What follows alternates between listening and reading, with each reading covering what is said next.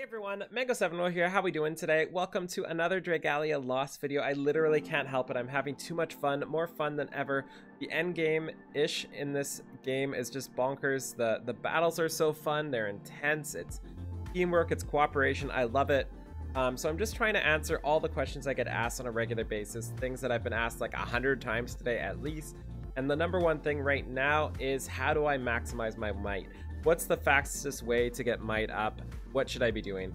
And first off, I just want to say there is no real one way to do it. There's infinity ways, basically. Basically, everything you can farm in this game is a way to improve your might. You're not going to get up to as high might as you think you can doing one thing. You've got to do everything, just little bits of it here and there, whatever is the best for that current day. So just to show you here, we're going to go into my Ezeleth, and we can go into details right at the bottom here. And this shows where she gets her might from. So she gets some from adventure, she can get some from weapons, dragons, Wyrmprints, abilities, Paladome, and it shows totals there too, which I think is awesome. So let's start down the list here of ways to increase your might. Mana circles is obviously a huge thing. Go into mana circles here and upgrade them as much as you can with mana. Mana, as far as I know, is not really farmable. It's just one of those things, you play the game as much as you can and then you get a bunch of extra mana. Even unlocking abilities, something like this, even though it doesn't increase her stats, it will increase her might. Sometimes upwards of 100 might per, which is also really great. That's one of the ways I pushed over one of the problems I was trying to reach. I think it was like 5,000 might or something. I ended up upgrading a bunch of abilities to try to get that extra 100. Obviously the stats help too.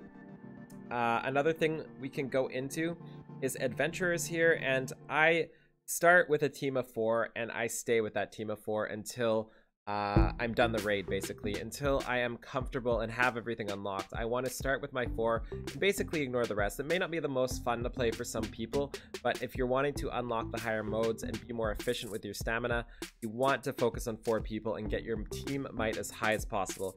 I do have Yuden leveled up here, but that's just because I was using him for the 10% player XP.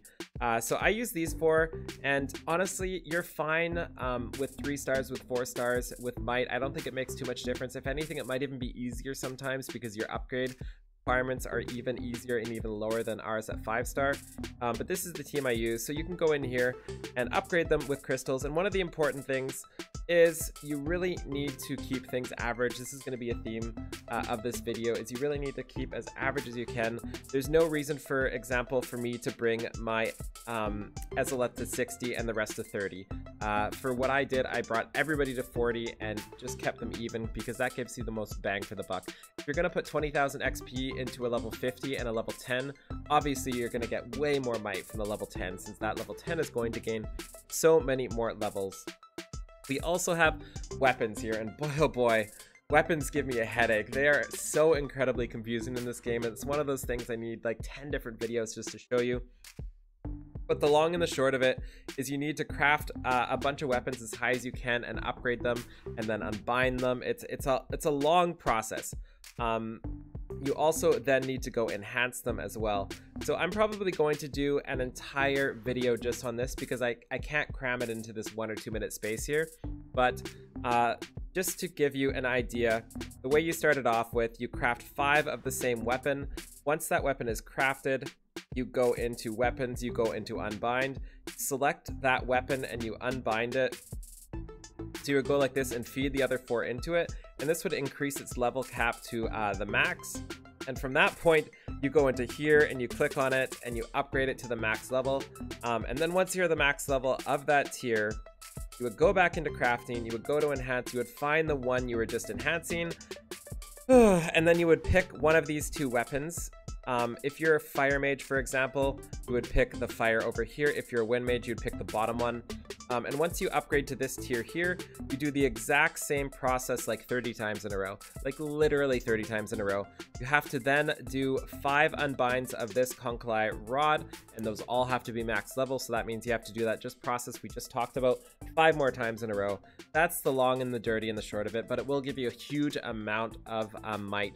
So definitely experiment with this. I really recommend not doing elementals until probably 4-star. Especially if you have your Wordsmiths made, which you damn well should by now. So what I did, I skipped elemental weapons. I just make the tier 2 weapon of everything so far, and I've done tier 2 4 stars, and that's what I'm currently using. Whew. Next up. Not crafting. Next up is worm prints, and these work the exact same way, like literally the exact same way. You can unbind them and everything. You can max their thing. But one other problem is my account only had 3 star craft essences. I never summoned any 4-star craft essences. I never summoned any 5 stars. So I was really lacking in this place until I found out these existed. And these are the Great Worm cards, and you can find them through this button here and go to Hidden Treasures at the bottom, or Treasure Trade, sorry. And then you want to go to Imperial Onslaught, and as you know from the last video, if you watched it, Imperial Onslaught unlocks after beating Chapter 6. And then we scroll to the bottom and we can get some craft essences here. All of these are worm prints, sorry, and all are free. They're not the best. There's very specifically for specific fights. You can see that they give you wind res and Migrasorma res, but they do give you might and everything too, and they will boost your might by a lot. And you can MLB them from this point too, or unbind them to the max as well. And there's also this one that's at the bottom, and this is a lot of farming at this point.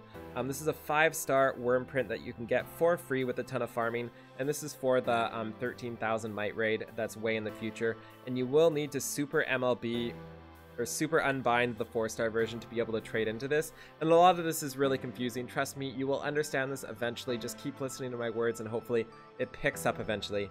But long story short, buy those 4 stars from the shop. You won't regret it, and max them as high as you can. That gave me a huge might boost. So I'm 9,019 might right now, and we'll go to my old craft essence I used to use. And we are down to 9,000. So we gained about 150 from that, and I can still upgrade it even further. So really, really, really keep that in mind there when you're looking at that. Next up, we have dragons. And dragons work the same as characters, where you can feed them a bunch of food. And I do the exact same way. You can feed them a bunch of food here. I wouldn't feed them dragons yet until you have a bunch of extras. But I would also keep 4 dragons and keep them average together for levels to keep your might up. Because as always, feeding 20,000 XP to a level 50 versus the level 1, you're going to see a bigger difference in the level 1. Okay, next up, let's go to our castle. Probably the most important part of the game. And talk about wormsmiths, because I haven't drilled that into your head enough yet. Wormsmiths are bonkers. All of these things here, these wind altars, these dark altars, all of these increase your might, and also all these dojos, which you can buy from the Onslaught chapters, which are unlocked after Chapter 6. All of these also count towards your stats as well, towards your might. Not only do they count towards your might, they also count towards your facility level, which will also help you unlock your Halidome, which will then help you unlock your smithy. This game is a grind fest, absolute grind fest, and I love it. So those, again, are bought same way as before in the treasure trade, and down we go to Imperial Onslaught, and you can buy the dojos here. You can even buy multiple dojos, so you've got a lot of work cut out ahead of you. And honestly, I think we just about covered everything at this point. You also need to be really, really, really smart about how you spend your stamina, where you spend your stamina, how efficient you are. So for example, if it's like Monday night and you're farming the fire or the water stage, you know you can wait 1 or 2 days and do the 6,500 one instead of this 4,000 one, which will get you more drops, more items, more might for your stamina. It's also super important to try to get as much as you can done. Like Avenue of Power here is a really good way to up your might a little bit, but I wouldn't want to go too far in, because while it ups your might, it doesn't really get you any materials. It doesn't really max your items. It doesn't really get you too much outside of just straight up mana and straight up character levels, which you will gain naturally while playing the game. So this is all I want to talk about. I'm pretty sure that's all I covered. I just want to double check and go through my units here just to make sure we have everything covered. Let's go to Eliseth here. Come on, let me click. And details. So we covered adventurers, we covered weapons, we covered worm prints, we covered dragons, we covered abilities, we covered Halidome, we covered it all. There we go. We've got it all done. So that is that. Feel free to like, comment, subscribe. As always, thank you so much for joining me. I really love this game, and I really want you guys to be grinding with me. So please join me on Twitch. Please join me on Discord, and let's have fun together on this game. Have a great day, everybody. Goodbye now.